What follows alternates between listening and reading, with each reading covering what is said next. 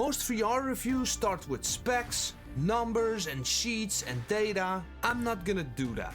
I've been sim racing in VR for thousands and thousands of hours, and this video is about what those numbers feel like when you make headsets this small and this light. I mean, look at this difference. So this is my subjective experience with the Dream Air, and I'm explaining into different grabs and comparisons so you can make an educated decision if you should buy or upgrade this. And I hope to answer all of these questions in this video.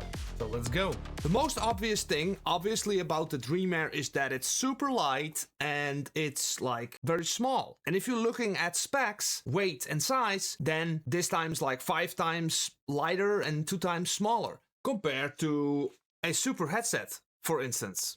But it doesn't mean it's 2 times better or 5 times more comfortable. So everyone is different, right? Everybody wants different stuff. And this Dream Air is just the perfect solution for the big elephant which is on our face all the time. And that is the weight and the size. So this Dream Air solves that problem. And let me show you how that looks. So if we make a comparison between the Dream Air and the 8K OLED, the Super headset for instance, which I have tons and tons of hours in, the obvious thing about the lightweight, yeah, it's gonna score like a lot of points, right? It's so much lighter, and the size is gonna be so much smaller. So it wins drastically in these areas. But this is fun when you pick it up and have it on your face, and it looks kind of fun. But these areas are actually the ones that was gonna make or break your experience. So let's talk about these then.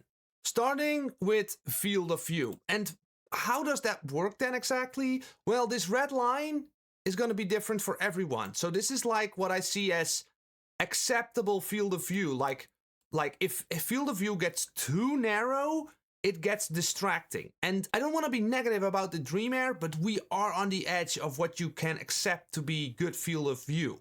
I want to keep making this comparison to the 8K OLED because it's like the best reference, for instance. So imagine if we had a great picture like this. We have sharpness all the way in our field of view, in our usable field of view. So it means like everything that I look around the headset is like super sharp. And then when I really go to the edges, it gets a little bit blurry. But when I go to put on the Dream Air, this just gets smaller in and out of itself. So the whole thing gets smaller, and for me the field of view is like the edges on the sides are really like, I noticed this, and after a couple of races I still notice this. It's like more narrow in a way. All right, if you strap it to your head like really tight, then you get a bit more field of view.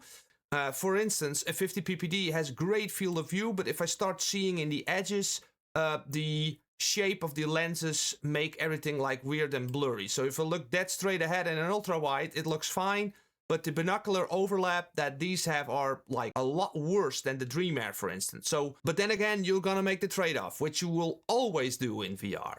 So the next comparison I want to make is obviously the picture quality and sweet spot size. Well, these two are absolutely winning together with the Dream Air. Obviously, it's gonna have a little bit less field of view than the Micro 8K OLED, but there is something super cool about the Dream Air that this headset does better than every other headset currently. So it's winning on weight, it's winning on size, assuming that smaller is better. And now we have a little bit of less field of view because we are making a small compromise, but as of usable field of view is pretty much the same as the 8K OLED. Later in this video, I'll also show what a Super headset compare these things to, okay? So let's talk about picture. If you're liking this content this far, could you please hit the like button? That would really help me out. And if you want to buy a Pimax headset, in the description, there is always a cool discount code. And if you're using my codes and my links, then I'm forever in your debt, sir. Imagine the next picture of my favorite racing simulator, the contrast. You have blacks that are super black, and then we have the contrast, these edges. But the reality is more like this. Again, this lens quality is absolutely amazing, don't get me wrong, but when I'm in this menu, I see this white glare, and I'm not sure how this exactly works, but it seems like it's some white light escaping the lens or somehow. A way to get around this for me was lowering the brightness a little bit, and I lowered the contrast by 2 points. That made it already a lot better. But also, please note, this is only in like menus. When I'm on track, I don't actually see this, but I just want you to be aware of it, okay? As for picture, it is actually better. And if it means that the Dream Air picture is better than the 8K OLED, then the picture overall is best still, in my opinion. It's so sharp, it looks so beautiful, but why is it then better, even though it's got this little bit of shimmering whiteness around it? And that's about this bad boy right here. As for pure picture quality, on how good it looks when you look at 2 other cars or on track or whatever, this headset gives you the best picture.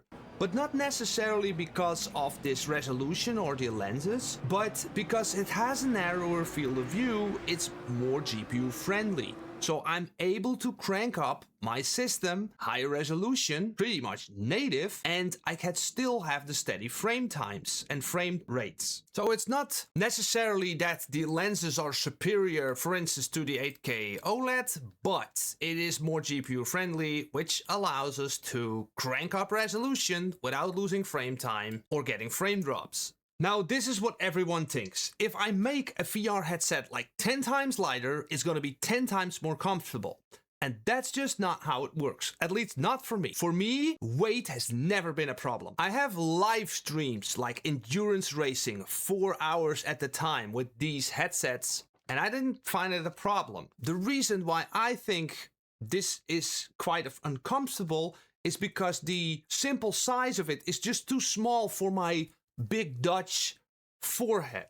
I think that is the problem. So I really think this headset is absolutely wild. Like, it shows what is possible, but I would have like a different like foam. So I would like to have this one a bit different or different shapes to it to actually enjoy it better, because I did like an hour of racing and I really got like this end, like this part was really pushing into my forehead.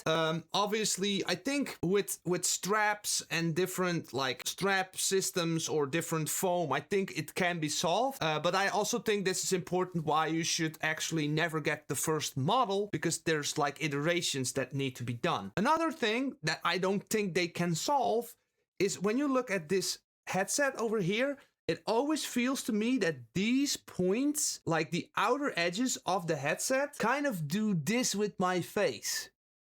But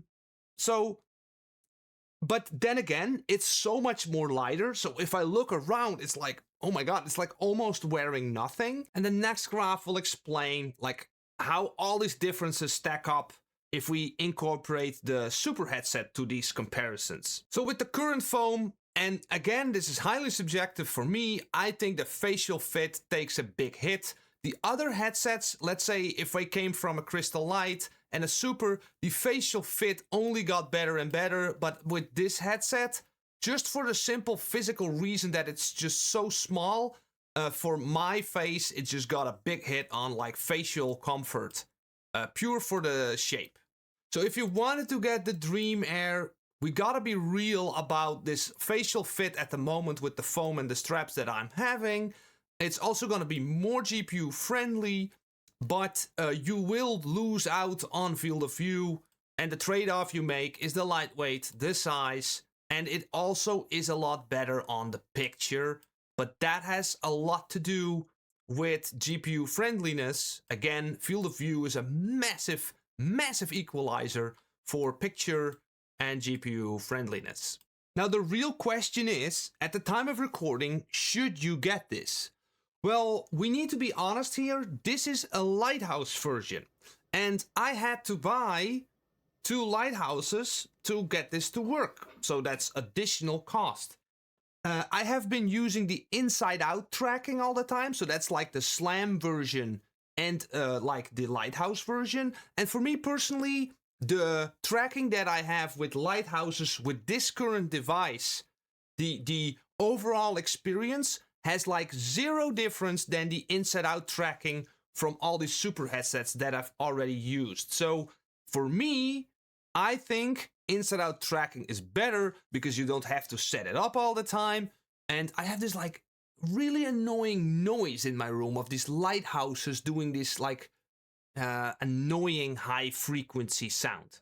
Let's imagine you have a Quest 3 or a Crystal Light or something like resolution wise equivalent. If you have a beefy system, then this will give you a significant upgrade. Like on quality, on how it looks, you're gonna definitely notice that. So that's where I want to end up with. Again, if you want to take the leap, please use the links in the description. This is a sponsored video, but I try to maintain as truthful as possible because my brand is absolutely more important than selling you this dream air. Have a look. If you use the links, that really helps me out. If you want a full-blown comparison between all the Crystal Light, the Crystal Supers, and how this down stacks up with it all, I highly recommend this video where I explain all the current Pimax headsets. Thanks for watching. Come on, click it. All the info is there.